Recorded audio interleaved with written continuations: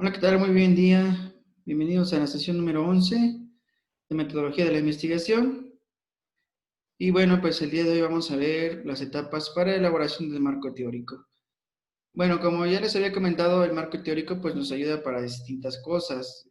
Básicamente, la más importante es para darle, como aquí les comento, un sustento a la investigación. Es decir, que tengan las bases del conocimiento científico para poder dar la respuesta a esa situación que se te presente, ¿vale? Es decir, para que tú fundamentes todo lo que te están preguntando. Por ejemplo, si tú dices que en este sentido, vaya, eh, que el mise en place es importante, pues bueno, algún autor lo tuvo que haber comentado, ¿no? O que la cerveza trae ciertas propiedades o proteínas o vitaminas, bueno, algún autor lo tuvo que ver comentado para que sustentes tus ideas que estás comentando. Y bueno, en esta elaboración del marco teórico, lo más importante, bueno, acuérdense que la semana pasada vimos los distintos tipos de marco teórico, pero de estos tipos de marco teóricos, ¿qué es lo que tienen, no? Por ejemplo, ¿qué es lo que tienen? Pues tienen los conceptos, que es básicamente pues lo que tiene significado, ¿no? Por ejemplo, todo lo que todas las generaciones de los sentidos, por ejemplo, si tú estás hablando de mise en place, pues defínelo, ¿no? Si tú estás hablando de la fermentación, defínela. Si tú estás hablando de, de la cocina molecular, define qué es lo que es cocina molecular. O sea, básicamente todos los conceptos que estás hablando de tu tema de tesis. ¿Cuáles son las categorías? Son los juicios científicos que particularizan los conceptos. ¿Qué quiere decir que tú vas a categorizar? Lo que les comentaba, ¿no? A ver, ¿cuál es tu categoría? No, a ver, bueno, de este lado tenemos mi categoría de todo lo que es mis conceptos de gastronomía y de este lado tengo todas mis categorías que las estoy comentando con mi otro constructo, a lo mejor, ¿no? Por la parte socioeconómica, la socioafectiva, social, psicológica, etcétera, ¿no? Vas a hacer tus categorías. Y bueno, dentro de estas categorías vas a encontrar tus variables o constructos, como les decía, son los instrumentos de análisis que van a conformar esas categorías. Y tenemos dos tipos, que son las independientes y dependientes. Las variables independientes son las que, cuando tú estudias ese fenómeno estudiado, no se pueden controlar. ¿Sí me explico?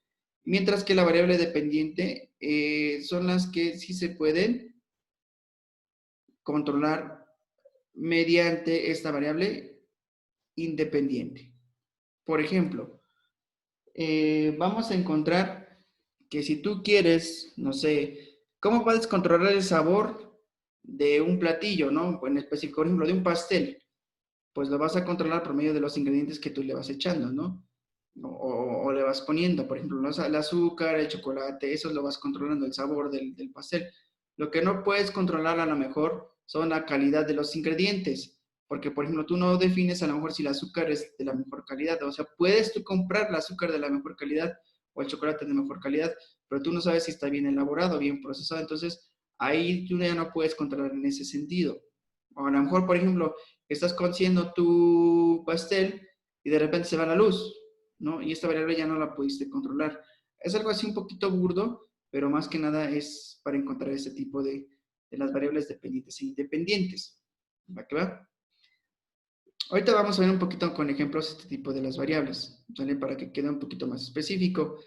Los indicadores, pues obviamente son las partes que te van a ayudar a medir estas variables, ¿no? Como les decía la vez pasada, cómo mides a lo mejor en este sentido la situación de la parte emocional, a lo mejor con una encuesta, ¿no?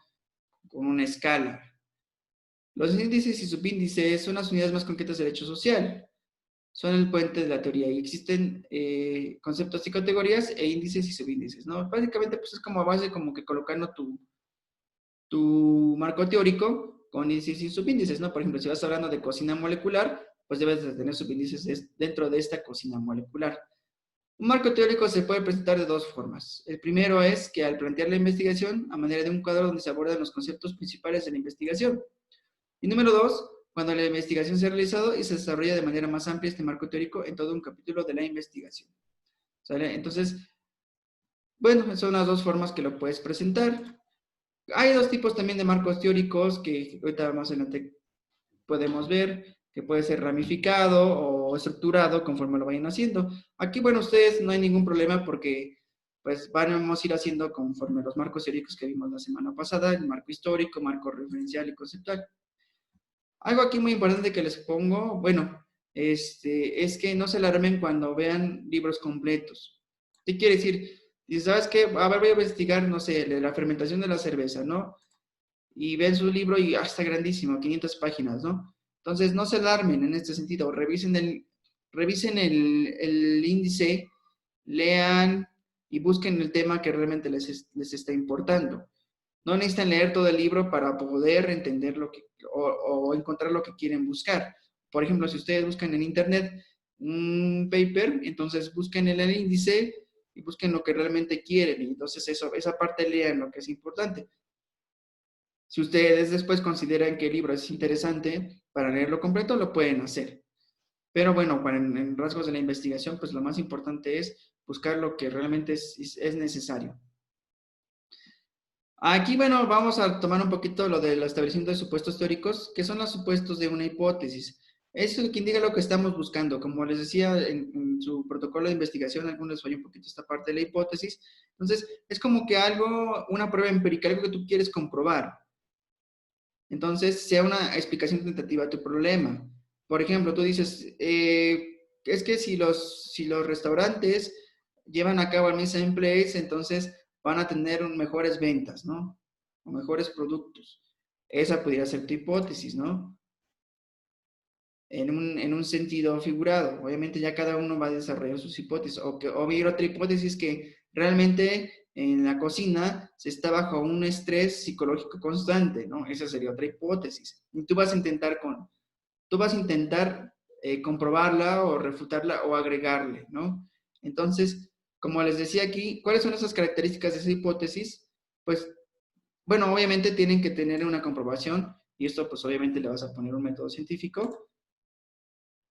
Y aquí obviamente tienen que ser conceptualmente claras, o sea, deben estar claramente definidos, no debes de divagar en tu hipótesis, o sea, que la cambies, que digas, no, pues esto, lo otro. Como les decía, obviamente, ahorita cuando ustedes hagan su marco teórico, pues a lo mejor van a cambiar ciertos puntos de su capítulo 1 o del protocolo de investigación. Y como les decía, las hipótesis deben de tener referentes empíricos, o sea, ninguna debe utilizarse en llevar en sí juicios morales. O sea, ¿qué quiere decir? Que por ejemplo, cuestiones de Dios o dogmas, ¿no? En ese sentido. Aquí les puse entre paréntesis que me pareció muy interesante, que dice que toda hipótesis no tiene que estar tan solo cuidadosamente planteada, sino que además debe tener congruencia teórica. O sea que con la teoría que estudiaste, debe estar congruente. Entonces, bueno, ahorita vamos a ver un poquito esto, lo que les comentaba de las categorías y de las variables, para que quede un poquito más detallada la situación. Ok, y bueno, pues aquí como les comentaba, bueno, tenemos nuestra variable independiente, bueno, matemáticamente siempre es la X, que es como nuestra causa, ¿sale? Y tenemos nuestra variable dependiente Y, que es nuestro efecto. ¿Qué quiere decir? Que lo que causa, lo que produce esto, va a tener un efecto en nuestra variable dependiente Y.